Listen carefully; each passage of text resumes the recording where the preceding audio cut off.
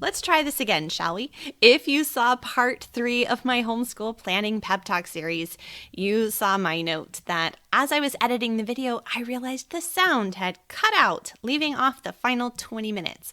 So I'm going to take what I had recorded in those final 20 minutes and try to break them out into 2 shorter videos today. So we'll see if I can remember everything I said. If you missed the earlier videos in this series, please do go back and check out parts 1, 2, and 3 before you watch this video. In part 1, we talked about the importance of finishing this year strong and not getting distracted by homeschool planning for next year. In part 2, we talked about getting our end goals and our vision in mind. And in part 3, I began getting into the nitty-gritty of planning the homeschool year. Last time I reminded us that time is like money. It's finite and we have to budget for the things that are most important. If we set ourselves up and try to fit too many things into our time, we're going to be discouraged, and so will our children.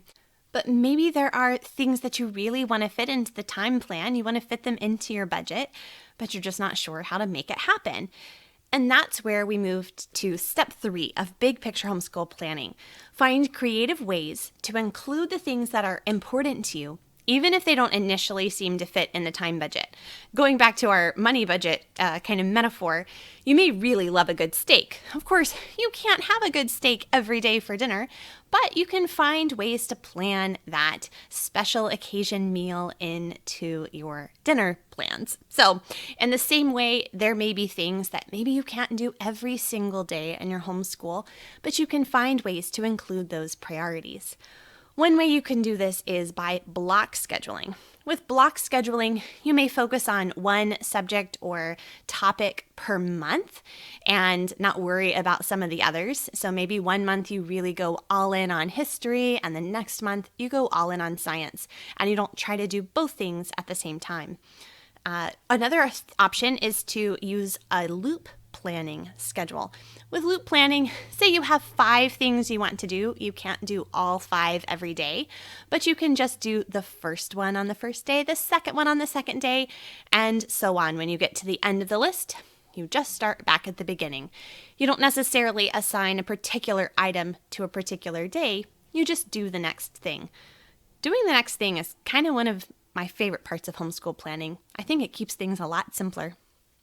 If you want to learn more about loop scheduling and block scheduling, I really just need to send you to my friend Pam Barnhill, and I'll put a link to her instructions about loop scheduling and block scheduling in the video description. Just remember that goals without a plan aren't actually going to get done. Make sure if you say something is a priority, you figure out a way to include it in your reality. Whether that's using something like loop scheduling, block scheduling, or finding ways to include beautiful things in your morning time. That's where I found a wonderful way to include our poetry memory work, our read aloud, and our Shakespeare. It fits really well in morning time. I know we're going to get to it first thing. And then the rest of the day, it doesn't have to take time with our normal homeschool plans. The fourth thing you're going to want to do as you think about your time budget is include those non-negotiable appointments in your time estimates. This could be something as obvious as an outside class or an outside co-op. And don't forget in your planning to include the time you're going to spend driving to and from these events and packing the bags and getting people in the car and making sure everyone has their shoes on. Is it just me? We can never find our shoes when we need them. Build in that white space in your time estimate so you're not always stressed and running out the door and feeling behind.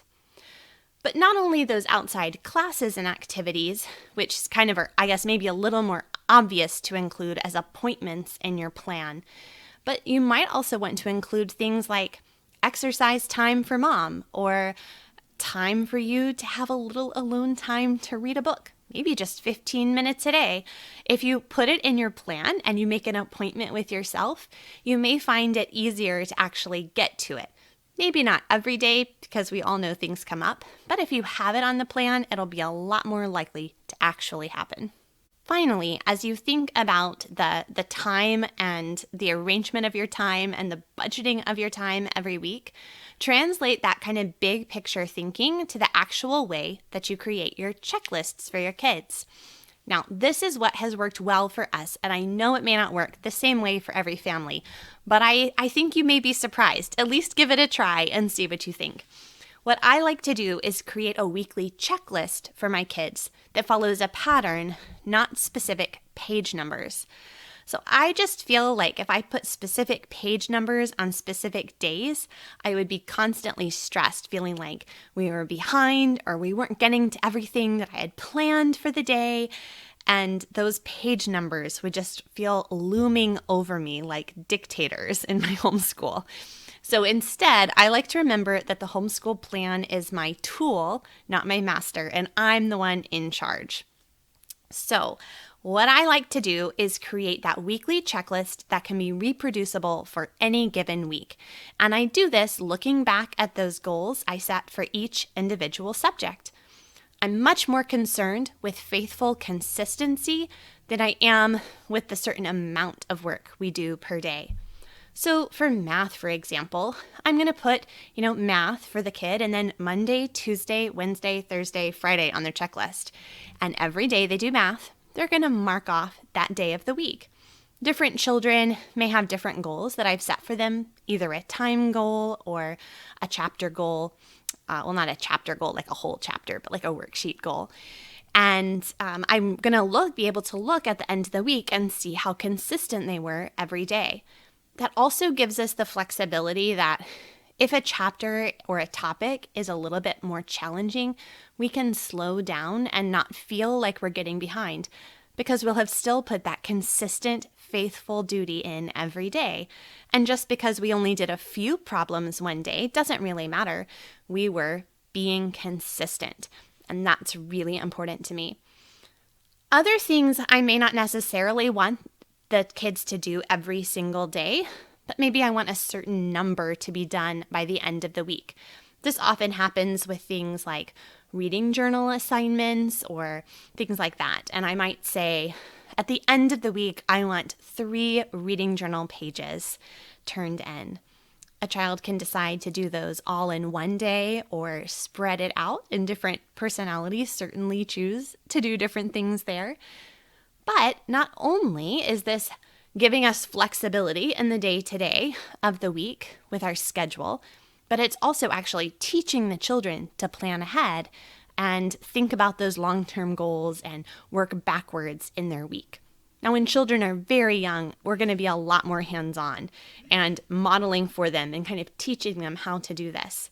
But if you've started this kind of approach to planning from the very beginning, gradually over time, you're going to be able to give them more and more ownership and direction when it comes to their own actual implementation of the plan. I hope these 3 tips give you some new ways of thinking about your homeschool plan. Remember, we're wanting to develop diligence and self-control while also giving freedom and space to work at our own pace and to deal with the fluctuations that occur each week. Be sure you go back and check out the past videos in this series and subscribe to this channel. Hit the little bell for the notifications so you don't miss any future encouraging homeschool videos. For even more homeschool planning encouragement, grab my free homeschool planning guide. You can find that at humilityanddoxology.com/homeschool-planning-guide, or just check the link in the show notes.